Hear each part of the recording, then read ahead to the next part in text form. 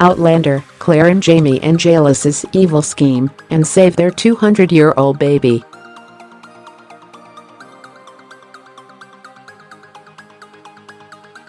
Thank the Lord for Lord John Grey. Unlike the 20th century wannabe aristocrat, Lord John Grey, now the governor of Jamaica, is the real deal. And it sure helps to have a friend in a high place, Jamie and Claire learn.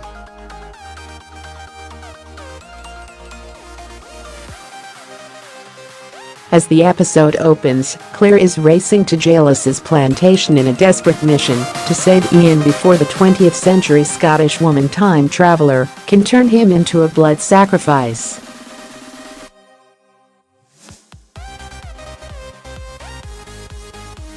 Jamie is also being hurried off, but he's in the hands of the young and ambitious Captain Leonard, determined to make a name for himself by apprehending an accused murderer and traitor.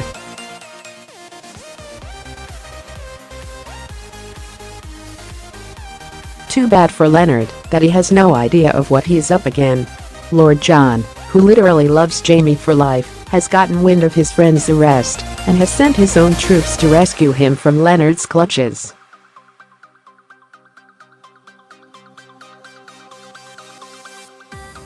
In the best scene of the whole episode, and there are a lot of good scenes, Lord John does a brilliant takedown of Lieutenant Leonard. "You must excuse my unfamiliarity of the liberal ways of the Navy. The Navy takes a stricter stance on promotions and bases them on merit," he informs Leonard dismissively.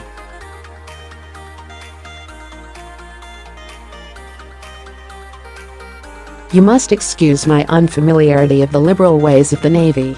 The Navy takes a stricter stance on promotions and bases them on merit," he informs Leonard dismissively.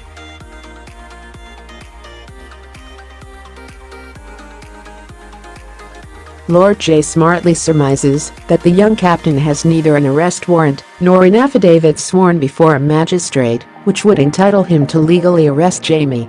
Neither is he on the sea with rights of arrest under the Articles of War.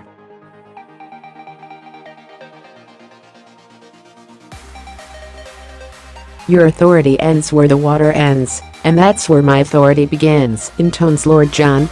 And it's a joy to watch him literally lord it over the upstart Leonard and refuse to arrest Jamie. Jamie is impressed. "Seems I'm indebted to you, yet again," he sighs.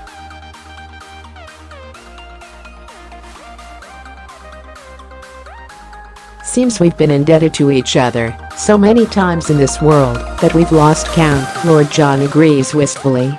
But there's no time for bromance. Jamie has to rescue Claire and Ian.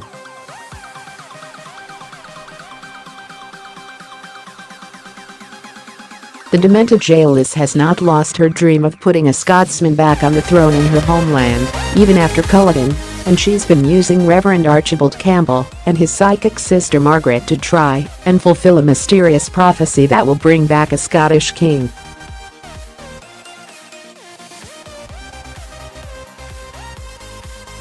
When Claire is caught on her property, Geillis at first accuses her of lying ever since we met and of poisoning Colin Mackenzie in order to turn against his brother, her lover, Dougal, and the uprising against the British.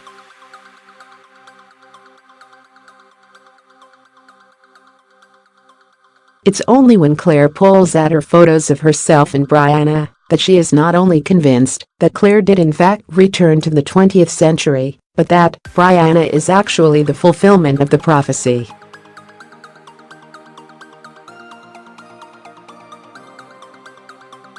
Margaret had uttered the prophecy in the middle of Lord John's party last episode, and it had made no sense at the time. The new King of Scotland will only arrive upon the death of a child that is 200 years old on the day it's born.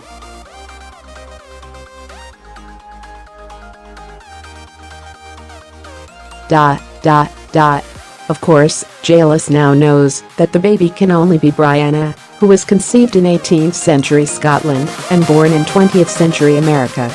Geillis steals a photo of Brianna and confesses that she does in fact recognize her.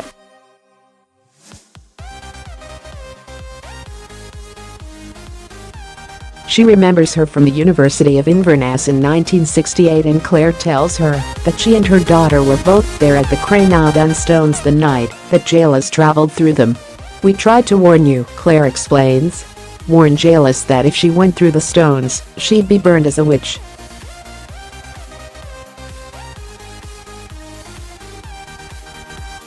Cool as a cucumber, Geillis makes it quite clear that she's a-okay about Claire, Brianna, and Roger having found the burnt remains of her first husband at the stones. She thought she needed a blood sacrifice to travel through them. That's why she's been readying poor Ian.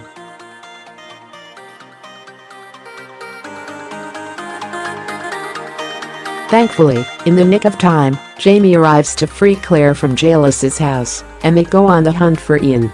In a surreal scene, they come across a group of slaves. Have they escaped? Unclear.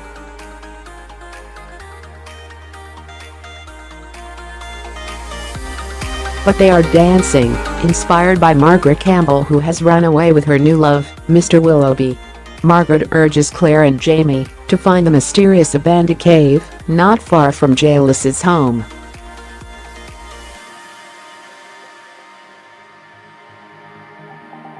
Claire and Jamie quickly realize that Abandu must contain a passage to the 20th century, and they have to stop Geillis before she goes there and murders Brianna in an attempt to fulfill the prophecy. Only if they find her can they save their daughter and Ian.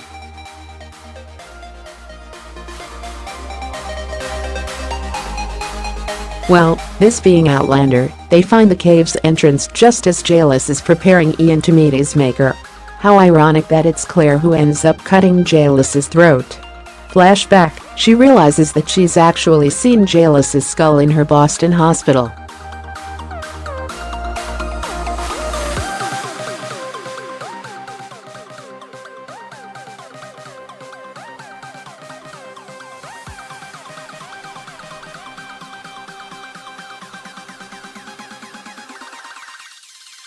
Now, you'd think that after this wild adventure that Claire, Jamie, Ian, Fergus, and Marsali could safely sail back to Scotland and deliver young Ian to his mom.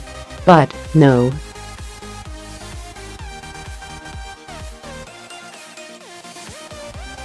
A massive storm descends upon the sea. Claire is thrown over and is convinced she's dead. I felt peaceful, bodiless, free of terror, free of rage, filled with a quiet happiness. But Jamie isn't having it.